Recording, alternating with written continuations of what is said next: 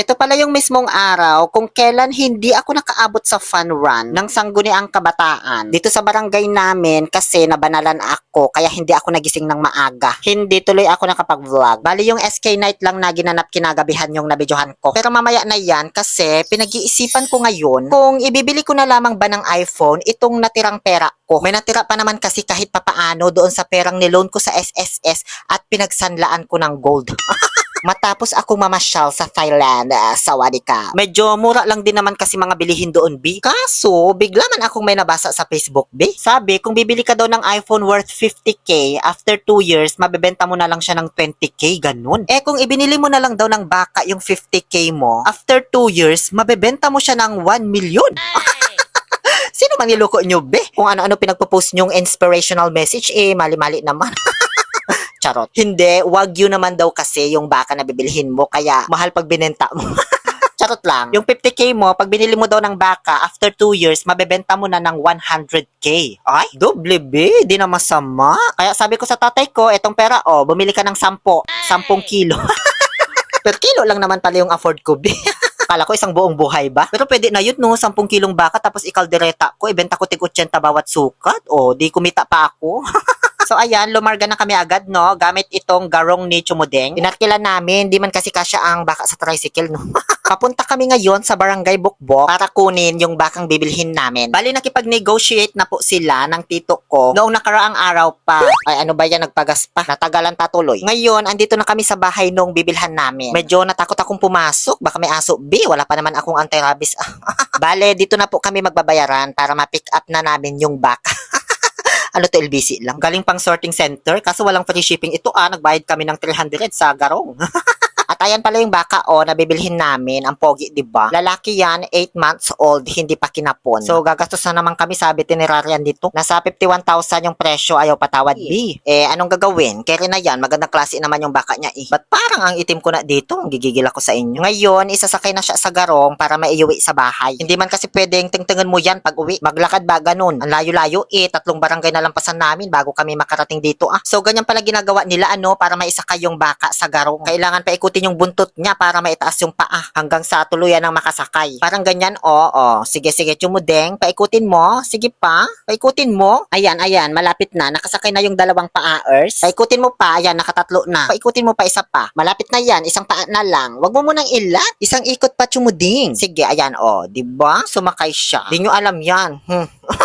Ako lang pala yun. Garong ang tawag namin sa ganyang sasakyan, kaya kanina ko pa binabanggit yung garong na yan. Diyan sinasakay yung mga baka, baboy, ganun. Di kayo makarelate, puro kasi kayo di kotse. Di naman kayang magsakay ng baka yung kotse nyo.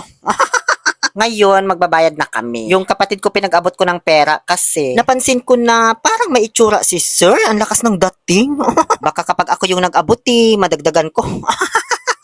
Charot. Siyempre, binilang muna nila ng maigi kasi mahirap na. Ako kasi yung nagbilang niyan kanina, di man ako marunong sa math. Inestimate ko lang ba yung kapal niya, gan. Hanggang sa ma-realize ko lang na 50,000 na siguro ito. Magandang investment ang baka para sa akin. Ewan ko lang sa inyo, kung ma-inspire ba kayo dito sa vlog ko. Kung naaalala nyo yung vlog ko na baka noon, year 2022, nabenta na pala nila yon after 2 years. 83,000, pero ang bili nila doon is 41,000. Pagkatapos naming magbayad, nanghingi pa ng dayami yung tatay ko tsaka tito ko. Kasi syempre baka manibago yung baka sa mga damo doon sa amin. Yan yung nakasanayan niya, 'di ba? Wala din kasi kaming stock pa ng dayami sa bahay kasi nga wala pang anihan. Sa susunod na buwan pa. Dalaan nyo na diyan kasi SK night na mamayang gabi. May bisita akong darating, di pa ako nakakaligo. Yung tito ko na pala yung nag-drive ng garong pauwi sa bahay namin kasi baka abutin na naman kami nito ng siyam-siyam.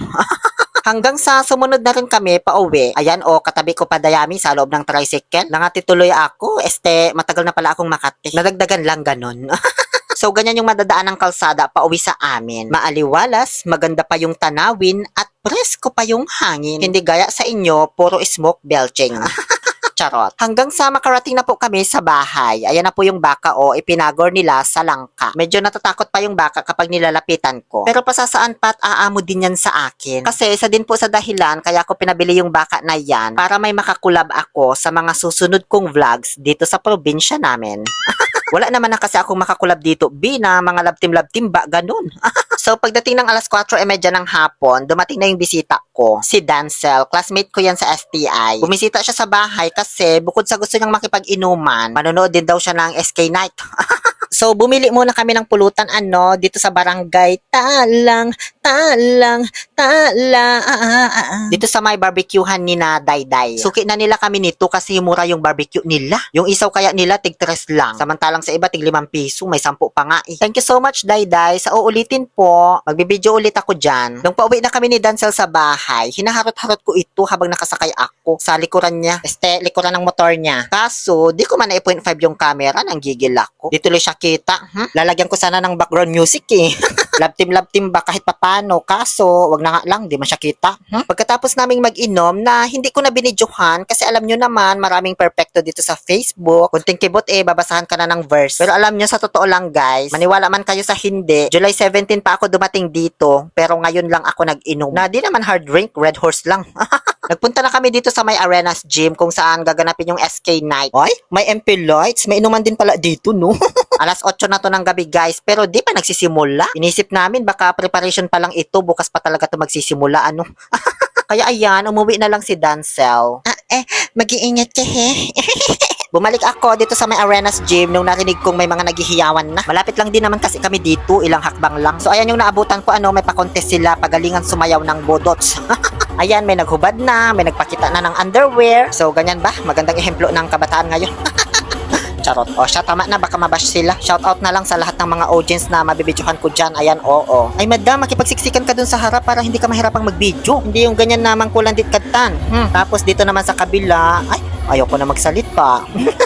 Shout out sa inyong lahat kung mapanood nyo to, pero sana hindi. Hindi pa sila tapos hanggang sa may nagdala na ng alak sa may gitna, may nagdala na ng pulutan, ganun. Tapos pinuntahan na lang sila nung SK chairman para tumigil na. Sunod naman na nagpasiklaban sa sayaw na budots ay mga babaeng kabataan na hindi man ako masyadong interesado. Uy, naboboard ako. Kaya konting exposure lang.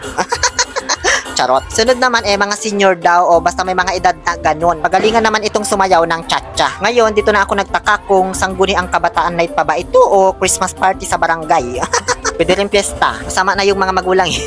Charot. Sunod naman ay ang awarding ceremony na at ang taray ni at si Marites kasama sa Mythical 5. Kapurok namin yan, purok 4.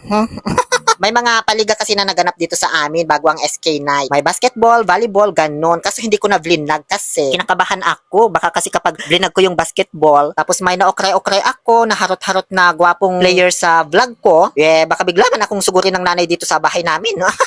Di ko pa man kasi alam yung ligaw ng mga bituka ng mga tao dito hindi naman lahat ng tao open-minded ba sa mga biro ko. Siya naman yung MVP sa volleyball, di ko alam yung pangalan. Sunod naman na binigyan ng award ay yung purok namin, purok 4. Pero hindi dahil sa nanalo sila, third runner up lang. Binigyan pa rin naman sila ng medal, certificate, tsaka cash yata, di ko sure. Para man syempre di masayang yung effort Hanggang sa nag-decide na akong umuwi guys kasi parang naboboard na ako sa mga award. Akala ko man kasi wala nang kasunod. Kaso nung pagdating ko sa bahay, dinig na dinig ko. Nag-hire pala sila ng DJ. Tapos may mga pag-games pa ulit. Di na ako bumalik. Tinamad na ako ba? So yun lamang po ang first vlog ko dito sa aming barangay. As in, barangay hall. Muli, ito po ang inyong Happy Pill Oliver Castro na nagsasabing no to toxicity, let's make people happy. Thank you and good night. Dun, dun, dun, dun, dun, dun, dun, dun, dun.